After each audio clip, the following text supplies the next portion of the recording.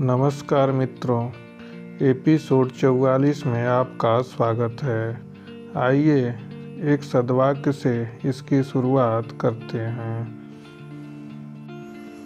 जल को बर्फ में बदलने में वक्त लगता है। जल को बर्फ में बदलने में वक्त लगता है। सूरज को निकलने में वक्त लगता है। सूरज को निकलने में वक्त लगता है।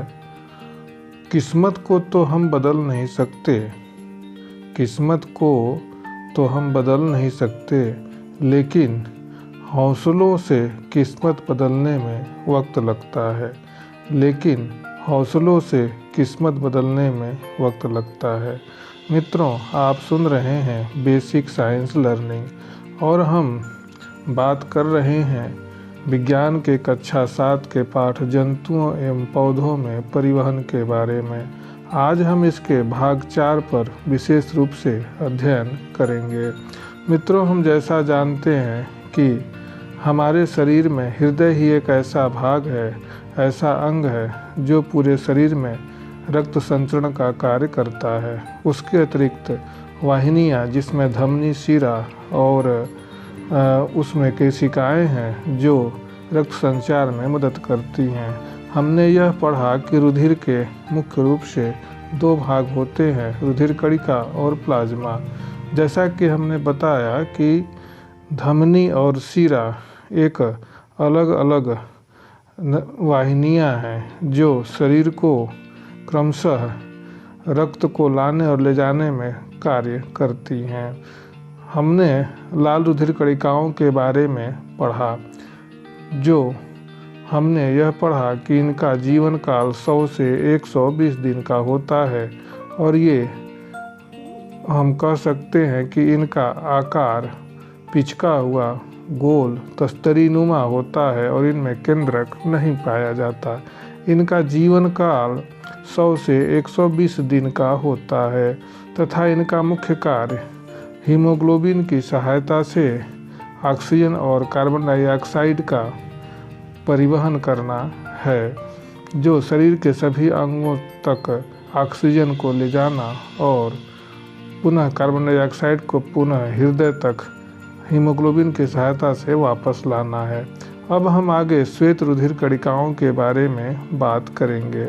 श्वेत रुधिर कणिका, जैसा कि हम जानते हैं कि इसे हम वाइट ब्लड कार्पसल्स अर्थात WBC भी हम कहते हैं। ये लाल रुधिर कणिकाओं की अपेक्षा बड़ी तथा केंद्रक युक्त कणिकाएं होती हैं। ये कणिकाएं अमीबा के समान अनियमित आकार की होती हैं। इनका कोई आकार नहीं होता, इनमें कोई वर्णक नहीं होता, अर्थात ये रंगहीन होती हैं। हम कह सकते हैं कि इनका कोई रंग नहीं होता। और यदि हम इनके जीवन काल की बात करें तो इनका जीवन काल 1 से 4 दिन का ही होता है। ये कणिकाएं कई प्रकार की होती हैं, जैसा कि हमने बताया WBC अर्थात श्वेत रुधिर कणिका ये कई प्रकार की होती हैं, जिनमें मुख्य रूप से इयोसिनोफिल्स, बेसोफिल्स, न्यूट्रोफिल्स जिसे हम ग्रेनुलोसाइट्स के नाम से जानते हैं, जबकि दूसरे प्रकार लिम्फोसाइट्स और मोनोसाइट्स होते हैं। इनका मुख्य कार्य हमारे शरीर में जो बाहर हानिकारक कोशिका, हानिकारक बैक्टीरिया, वायरस या कोई भी हानिकारक पदार्थ हमारे शरीर में घुसते हैं तो इनको मारने का काम करती हैं, अर्थात हमारे लिए शरीर में एक प्रतिरक्षात्मक आवरण विकसित करती हैं, अर्थात हमारे शरीर के रोगों से रक्षा करती हैं। इस प्रकार हम कह सकते हैं कि श्वेत रुधिर कणिकाओं का काम मुख्य रूप से प्रतिरक्षा का कार्य करना होता है। अब हम इसमें अलग अलग श्वेत रुधिर कणिकाओं के बारे में हम बात आगे करेंगे। जैसा कि हमने बताया कि ये मुख्य रूप से 2 प्रकार की होती हैं, जिसे हम ग्रेनुलोसाइट्स कहते हैं, उनमें ये 3 अलग अलग प्रकार की श्वेत रुधिर कणिकाएँ होती हैं, जिनमें इओसिनोफिल्स, बेसोफिल्स और न्यूट्रोफिल्स। जबकि दूसरे प्रकार की जो कणिकाएँ होती हैं श्वेत रुधिर कणिकाएँ, जिन्हें हम लिम्फोसाइट्स और मोनोसाइट्स कहते हैं। अब हम आगे इसके एक प्रकार इओसिनोफिल्स के बारे में बात करेंगे। जैसा कि हम जानते हैं कि WBC अर्थात श्वेत रुधिर कणिका का कार्य मुख्य रूप से शरीर की प्रतिरक्षा प्रणाली को मजबूत करना है। तो इओसिनोफिल्स का मुख्य कार्य विदेशी अर्थात शरीर से बाहर से आने वाले पदार्थों को नष्ट करना है। ये 2 कोशिका युक्त होती है और इनका मुख्य कार्य यह भी है कि यदि हमारे शरीर में सूजन हो जाता है या कोई चोट लगता है तो हमारे शरीर में किसी भी भाग में या अंग में सूजन हो जाता है, तो ये सूजन को भी नियंत्रित करने का काम करती हैं। और हम यह भी कह सकते हैं कि जब हम बीमार पड़ते हैं, बुखार आता है, तो इनमें इनका मुख्य काम मुख्य रूप से इनका ही इओसिनोफिल्स का ही काम होता है, जो बीमारी को नियंत्रित करती हैं। अब हम बेसोफिल्स के बारे में बात करेंगे। बेसोफिल्स मुख्य रूप से हम कह सकते हैं कि ये एक केंद्रक युक्त कोशिका होती है, कणिका होती है और इसका कार्य मुख्य रूप से एलर्जी से शरीर को बचाना, रोगजनक एवं परजीवों जैसे बैक्टीरिया, वायरस से हमारे शरीर को बचाना है।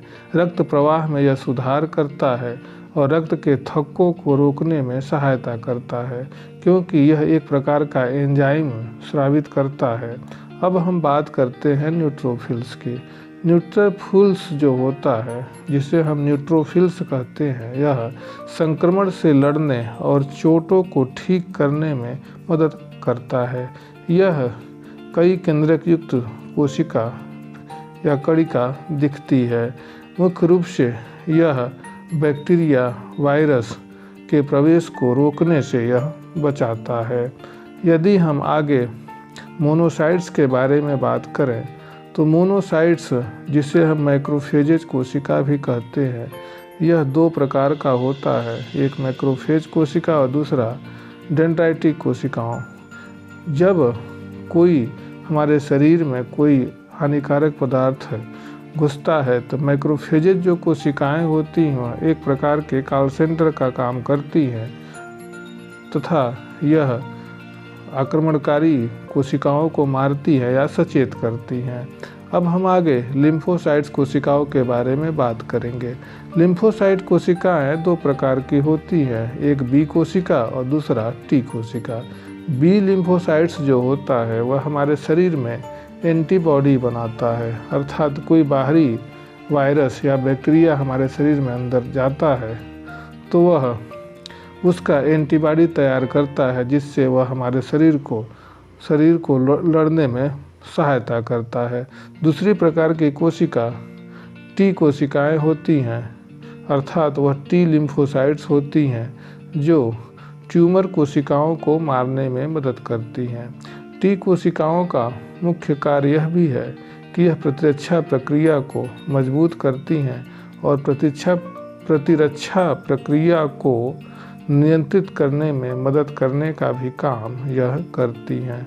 तो हम कह सकते हैं कि श्वेत रुधिर कणिका का मुख्य कार्य शरीर को जब भी कोई रोगाणु या दूसरा परजीवी प्रभावित करता है तो श्वेत रुधिर कणिकाओं की संख्या में वृद्धि हो जाती है। ये प्रतिरक्षा का कार्य करती हैं, जिससे शरीर में रोग उत्पन्न न हो। श्वेत रुधिर कणिकाएं शरीर में रोगाणु का भक्षण करती हैं। तो मित्रों, आज के इस 44वें एपिसोड में बस इतना ही। आगे हम रुधिर प्लेटलेट्स अर्थात थ्रोम्बोसाइट्स और आगे रुधिर प्लाज्मा के बारे में हम बात करेंगे। मित्रों, आज के लिए बस इतना ही। धन्यवाद।